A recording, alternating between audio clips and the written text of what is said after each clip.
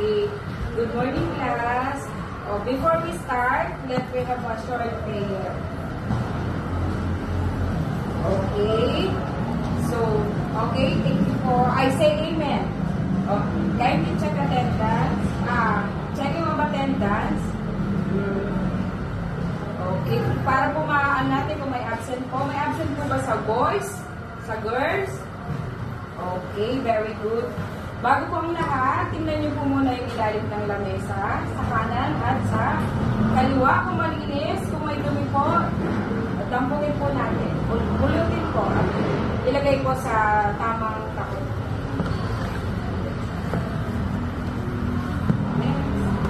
Okay. So yung topic po natin ay immunization and other health issues.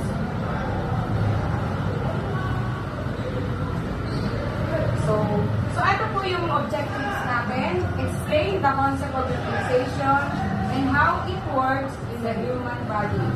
Identify the common vaccine-preventable diseases. Discuss immunization, health issues related to a lack of immunization.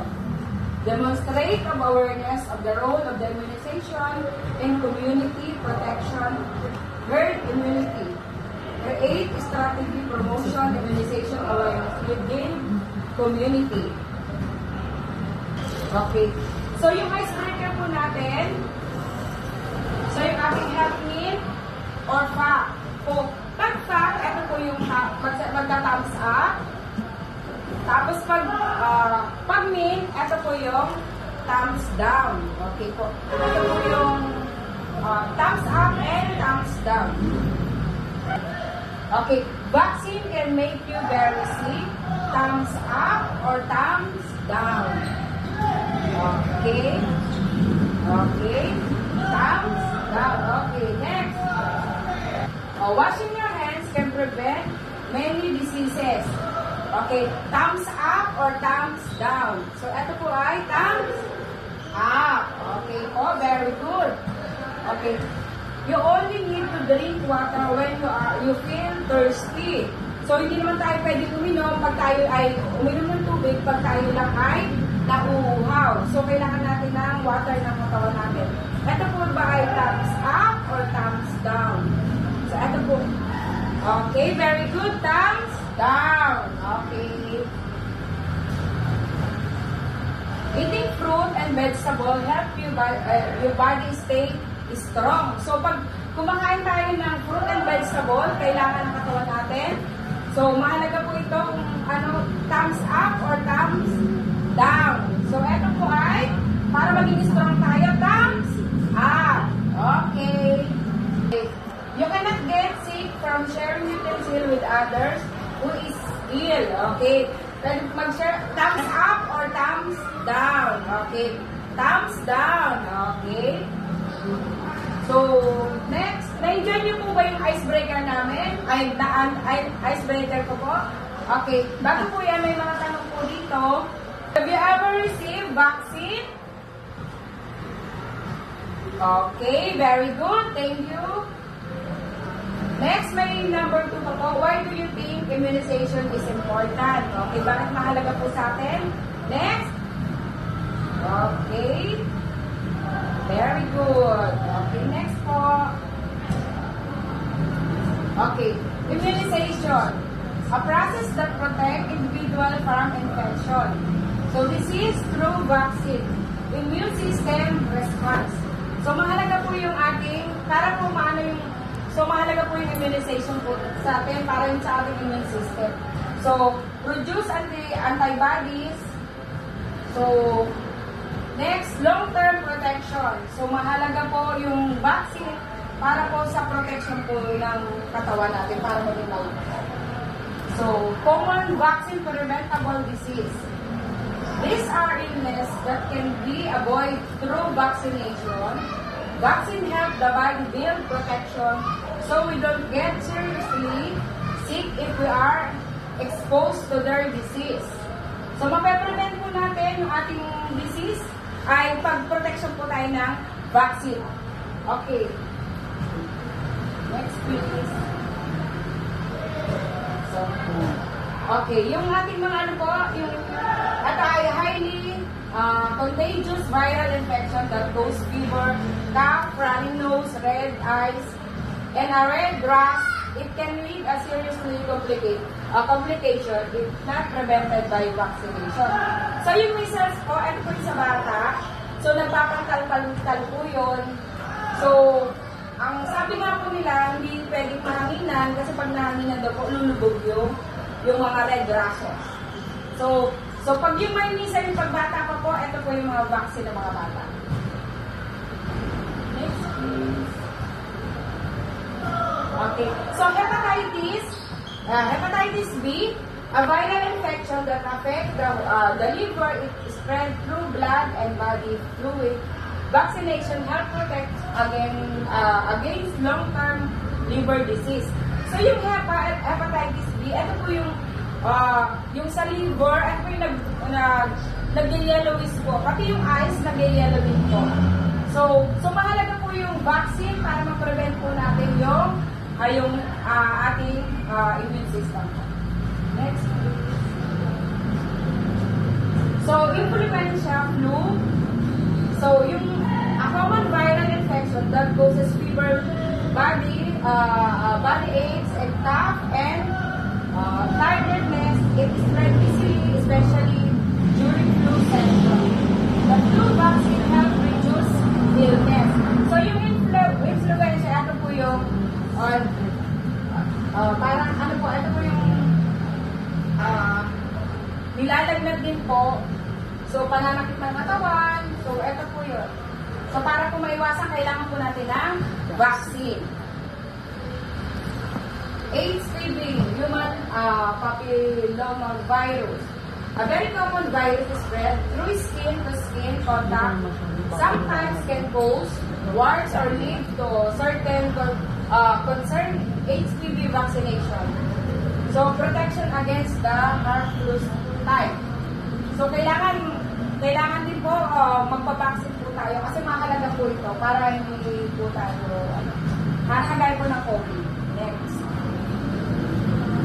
Tetanus, ito yung tetanus, a serious infection caused by bacteria found in soil and dirt. It enters the body through cuts or wound and causes painful muscles. Stiffness, vaccination is the best protection. So, yung tetanus to, ito po yung tetanus, binibigyan din po ito, yung mga nakakagat ng aso, so, yung natutusok po ng tako, so, at saka yung mga yero, basta yung mga ano pong mga bagay, kailangan po magpa-injection po. So, free naman po yung tetanus toxoid sa center. So, hindi nyo naman kailangan pong ano pa, kasi sa center, libre po ito. Okay. So, yung tuberculosis, FMTB, a bacterial infection that mainly affect the lungs. It is spread through the air when a sick person coughs. TB can be treated. And the BCG vaccine gives some protection.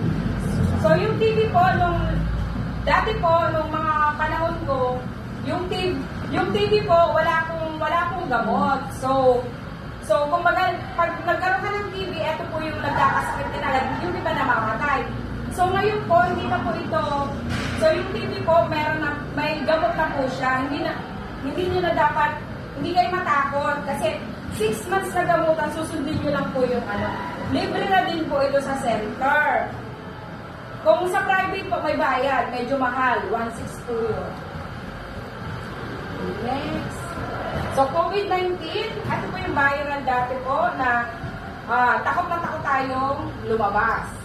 Bawal tayong ayaw natin makapag-usap sa mga tao.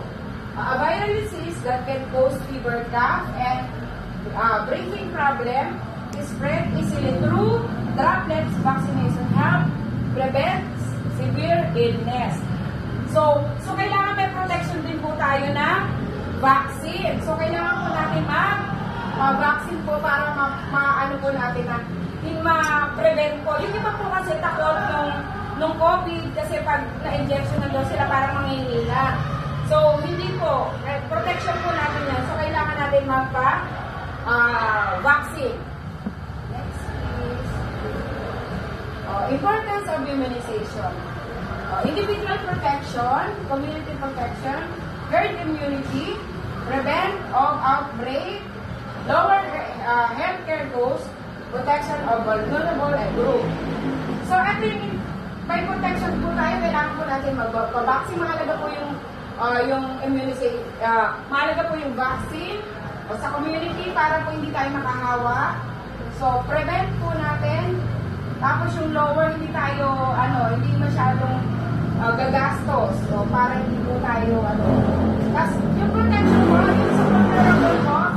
So, pag pag may vaccine ka po, para po sa mga vulnerable group, infant, elderly, pregnant woman.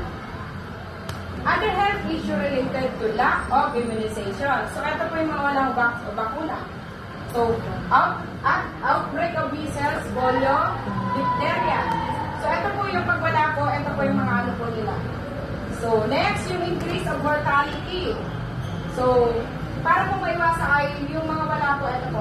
Antibiotic resistance due to untreated infection. So, pag hindi po wala pong immunization, wala. So, ito po yun, hindi na po tatanggapin ng katawan. Kailangan po natin na yung antibiotic.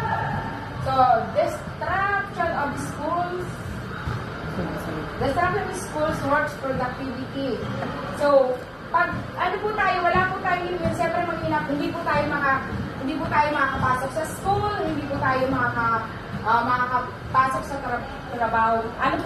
Hindi po tayo, kumbaga, lagi tayong absent. So, hindi po tayo productivity po. So, public fear and misinformation. So, huwag tayong matakot kung po tayo na, kunyari may nagsabi po sa akin, may nagsabi na, sumunod po tayo, hindi naman po, kagaya po nung COVID noon, kasi iba, hindi sila naniniwala. So marami pong ayaw magpabaksin. So, naghihina po sila. So, kailangan po, mahalaga po ito. Next. So, ito po, meron po tayong, meron po ang group activity. Okay. Design a health campaign in group of 4 or 5 students. Create a mini health campaign, poster, focusing on importance of immunization, symptoms of one vaccine, preventable disease, how a student can protect themselves and their community. The present for 2 minutes each. Okay, meron pong group activity. Okay, next. So, meron pong, may question po dito. What health message did your group highlight? Why is this message important? How can college students encourage immunization? So, generalization, what is immunization? So, nasagot naman po ito, ito po yung natin, how does it protect the community? So, pag may ka po, o may bakuna ka po, kompleto po yun, ito po yung may iwasan nyo. What are common diseases prevented by vaccine? Why it is important for college students to stay updated on vaccine? So, tayo bilang student, so kailangan nyo yung mag-vaccine para maprotektahan po kayo. Okay, question to founder on, how will you personally promote immunization awareness in your family, school, and community? So, kayo po kung paano nyo po paano po i-promote sa family po yung awareness sa inyong pamilya at sa school and community.